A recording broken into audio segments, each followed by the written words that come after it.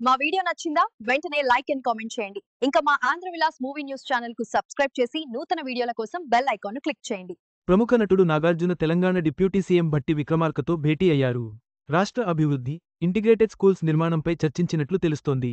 ఈ భేటీ మర్యాదపూర్వకమే అని అధికారులు చెబుతున్నా, దీని వెనుక అసలు కారణం ఏంటని ప్రజల్లో ఆసక్తి నెలకొంది.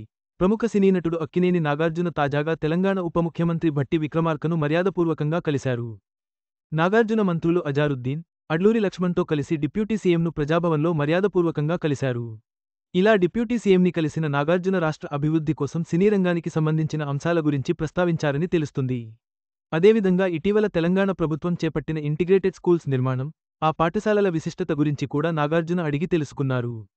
ఇంటిగ్రేటెడ్ స్కూల్స్ విషయంలో తనవంతు సహాయం చేయడానికి నాగార్జున సిద్ధమైనట్లుగా తెలుస్తుంది. ఇలా ఉన్న ఫలంగా నాగార్జున డిప్యూటీ సీఎం అజారుద్దీన్, అడ్లూరి లక్ష్మణ్తో భేటీ కావటం వల్ల ఈ భేటీ వెనుక ఉన్న ఆంతర్యం ఏంటి అంటూ ఎంతోమంది సందేహాలను వ్యక్తం చేస్తున్నారు.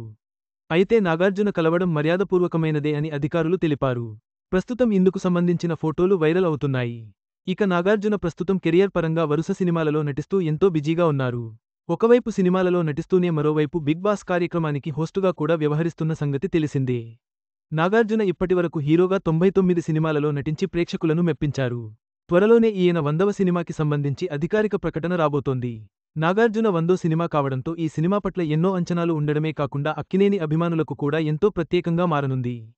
ఇక ఈ సినిమాకు లాటరీ కింగ్ అనే టైటిల్ పెట్టబోతున్నారని, ఇందులో నాగార్జున సరసన టబు, అనుష్క వంటి పలువురు హీరోయిన్లు నటించబోతున్నారంటూ ఎన్నో రకాల వార్తలు బయటకు వస్తున్నాయి.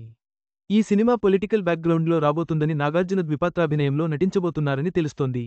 అయితే ఈ వార్తల పట్ల ఏ విధమైనటువంటి అధికారిక సమాచారం లేదు. త్వరలోనే చిత్ర బృందం ఈ విషయాలను అధికారికంగా ప్రకటించబోతున్నట్లు తెలుస్తోంది. ఇక ఈయన చివరిగా నా సామిరంగా అనే సినిమా ద్వారా ప్రేక్షకుల ముందుకు వచ్చారు.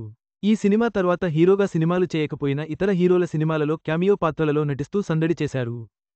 కోలీవుడ్ స్టార్ హీరో ధనుష్ నటించిన కుబేర సినిమా, అలాగే రజనీకాంత్ హీరోగా నటించిన కూలీ సినిమాలో విభిన్న పాత్రలలో నటించి ప్రేక్షకులను సందడి చేశారు. ఇలా సినిమాలతో పాటు బిగ్ బాస్ హోస్ట్గా కొనసాగుతున్నారు. నాగార్జున, డిప్యూటీ సీఎం భేటీ మర్యాదపూర్వకమైనదని అధికారులు స్పష్టం చేసినప్పటికీ, ఈ సమావేశం రాజకీయ, సామాజిక వర్గాల్లో చర్చనీయాంశంగా మారింది. నాగార్జున తన 100వ సినిమా ప్రకటనకు సిద్ధమవుతూ కెరీర్లో బిజీగా ఉన్నారు. ఈ వీడియో మీకు నచ్చినట్లయితే లైక్ చేయండి. మీ స్నేహితులకు షేర్ చేయండి. మా ఆంధ్రవిలాస్ ఛానల్ను సబ్స్క్రైబ్ చేసుకోండి. పక్కనే ఉన్న గంట గుర్తుపై క్లిక్ చేయడం మర్చిపోవద్దు. తాజా సినిమా వార్తల కోసం ఆంధ్రవిలాస్.net చూడండి.